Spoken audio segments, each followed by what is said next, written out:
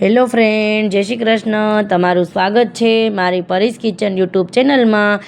તો આજે આપણે બનાવવાની છે હેલ્ધી અને ટેસ્ટી કેક.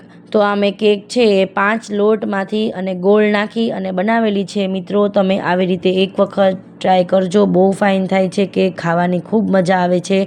મિત્રો, તમે મારી ચેનલને હજી સબસ્ક્રાઈબ નથી કરી તો લાઇક, શેર અને સબસ્ક્રાઈબ કરી દેજો. તો તમને મારા નવા વિડીયા જોવા મળશે અને આવી જ અવનવી ગુજરાતી વસ્તુ અને વાનગીઓ જોવા મળશે.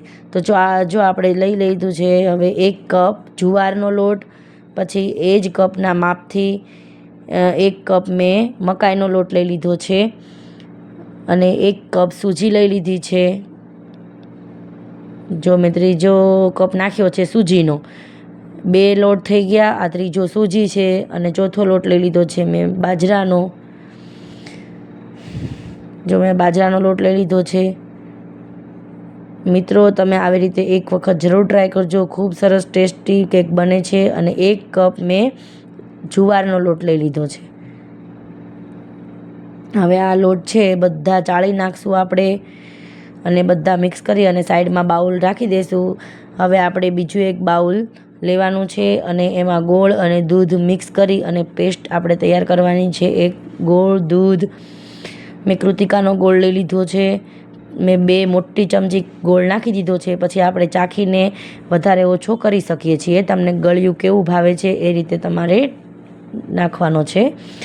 આપણે ગોળ, દૂધ, માખણ અને ઘરની ફ્રેશ મલાઈ છે એ ચારેય વસ્તુ મિક્સ કરીને લઈ લેવાની છે અને બધું એને મિક્સ કરી દેવાનું છે. જો મેં ગોળ ને દૂધ પહેલાં લઈ લીધું છે અને થોડું હલાવી નાખશું. મિત્રો, આના ગાંઠા તમારે નથી ભાંગતા તો તમે બધું 4 વસ્તુ ભેગું કરી થઈ જાય પછી થોડું હલાવી અને બ્લેન્ડર પર ફેરવી શકો છો. મેં બ્લેન્ડર જ ફેરવી અને પેસ્ટ બનાવી લીધી છે.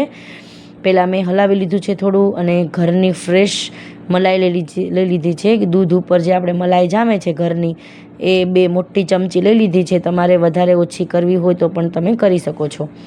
જો 2 ચમચી મેં મલાઈ લીધી છે અને 1 મોટી ચમચી મેં માખણ લઈ લીધું છે. ઘરનું જ બનાવેલું માખણ છે, કેમ કે આ કેકમાં માખણ અને ઘરની ફ્રેશ મલાઈ બહુ ફાઇન લાગે છે, ટેસ્ટી લાગે છે ખાવામાં.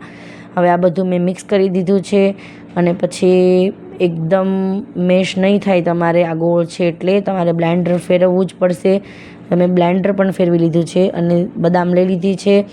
તમારી પાસે જેટલા ડ્રાયફ્રૂટ અવેલેબલ હોય તેટલા તમે નાખી શકો છો, પણ વધારે અમને બદામનો ટેસ્ટ ખૂબ સરસ લાગે છે એટલે અમે બદામ જ લીધી છે. અને જે આપણે મિક્સ કરેલો લોટ છે એ આમાં અડધી ચમચી નાખી અને મિક્સ કરી દઈશું, જેથી કરીને આપણા ડ્રાયફ્રૂટ છે તે કેકની અંદર બેસી ના જાય. હવે આ મેં કેક ટીન લઈ લીધું છે, એમાં મેં ઘી લગાવી અને એકદમ સ્પ્રેડ કરી લીધું છે અને એમાં એ લોટ જે આપણે લીધો છે એ જ આપણે આમાં આવી રીતે લગાવી દેવાનું છે. મિત્રો, તમારે બટર પેપર ન હોય તો ચિંતા કરવાની જરૂર નથી. આવી રીતે સરળ રીતે પણ તમે ઘરે કેક બનાવી શકો છો અને કોઈ ઓવનની પણ જરૂર નથી. મેં ગેસમાં જ આ કેક બનાવેલી છે. તમે ગેસની મદદથી પણ આ કેક બનાવી શકો છો. જો મેં આ જે પેસ્ટ છે એને બ્લેન્ડરથી એકદમ મસ્ત બધો ગોળ પણ ભાંગી ગયો છે. હવે આપણે લોટ નાખી દઈશું ધીરે ધીરે કરીને. હવે આપણે ધીરે ધીરે લોટ નાખી અને એક જ ડાયરેક્શનમાં આપણે હલાવવાનું છે. એને ઊંધી ડાયરેક્શનમાં હલાવવાનું નથી, નહીં તો આપણું બેટર છે એકદમ ફ્લફી નહીં બને. ધીરે ધીરે બધું હલાવી નાખવાનું છે અને કઠણ પડે તો થોડું થોડું દૂધ તમે ઉપર નાખી શકો છો. તો મેં જો થોડું દૂધ નાખી અને કેક છે તે એકદમ મસ્ત બેટર બનાવીને તૈયાર કરી લીધું છે. તમારે કોઈ ટેન્શન લેવાની જરૂર નથી કે ઓવન હોય તો જ કેક બને, એવું નથી. ગેસ ઉપર પણ આટલી સરસ ઓવન જેવી જ કેક બનીને તૈયાર થાય છે અને તમે આવે ઘરે હેલ્ધી કેક બનાવીને તૈયાર કરી શકો છો. તો મેં 1 ટીસ્પૂન બેકિંગ પાવડર લઈ લીધો છે.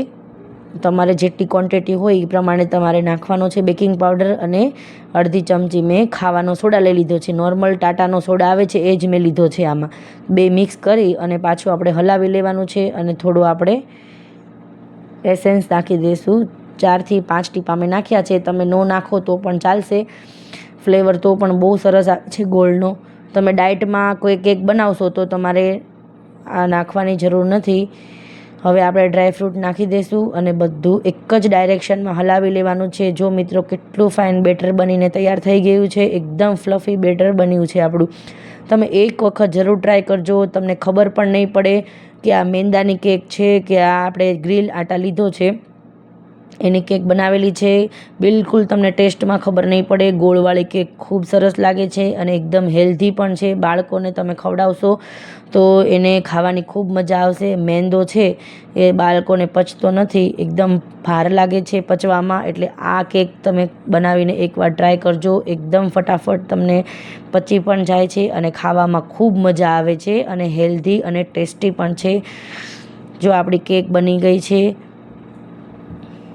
હવે આપણે આ બેટર બની ગયું છે, હવે આપણે આ કેક ટીનમાં નાખી દઈશું અને આપણે એને મૂકી દેવાનું છે સ્ટીમરમાં. હવે ઉપરથી આપણે જે આપણે ડ્રાયફ્રૂટમાં લોટ નાખેલો હતો, અંદર પણ નાખ્યા છે મેં ડ્રાયફ્રૂટ અને ઉપરથી પણ આપણે નાખી દઈશું. જો આવી રીતે તમે લોટ નાખશો તો અંદર બેસી નહીં જાય આપણા ડ્રાયફ્રૂટ, નહીં તો અંદર બેસી જાય છે, આખા અંદર જતા રહે છે તમે લોટ નહીં નાખો તો. મેં પહેલેથી સ્ટીમ ગરમ કરવા મૂકી દીધું છે અને મારી પાસે પહેલાંનું જે આપણે ગરમ કરેલું મીઠું હોય મેં રાખેલું હતું. હવે આ મીઠું મેં પાથરી દીધું છે અને અંદર આપણે કાંઠાની મદદથી આપણે એની ઉપર રાખવાનું છે. જો આવી રીતે સિમ્પલ તરીકેથી જ મેં બનાવેલી છે કેક, કોઈ ઓવનનો ઉપયોગ કર્યો નથી, તો પણ મારી કેક બનીને બહુ સરસ રેડી થઈ છે. હવે આને આપણે 45 મિનિટ સુધી આને સ્ટીમ કરી લેવાની છે. આને 40 મિનિટ સુધી તો જોવાની પણ નથી અને ખોલવાનું પણ નથી. જો આપણી 45 મિનિટ થઈ ગઈ છે અને મેં ચપ્પુના મદદથી જોઈ લીધી છે કે આપણે કેક બનીને તૈયાર થઈ ગઈ છે. એકદમ સરસ બની ગઈ છે કેક. હવે આપણે એને સાણસીની મદદથી આપણે બહાર કાઢી લઈશું. જો મિત્રો કેટલી સરસ કેક બની અને તૈયાર થઈ ગઈ છે આપણી કેક. હવે આને 10 થી 12 મિનિટ માટે એમને આમ રહેવા દઈશું. પછી આપણે ચપ્પુની મદદથી આવી રીતે ધીરે ધીરે એને ધક્કો મારી અને ઉખાડવાની છે અને આવી રીતે ડીશ રાખી અને ઉલટી કરી દઈશું. આપણે આવી રીતે પલટાવી દઈશું.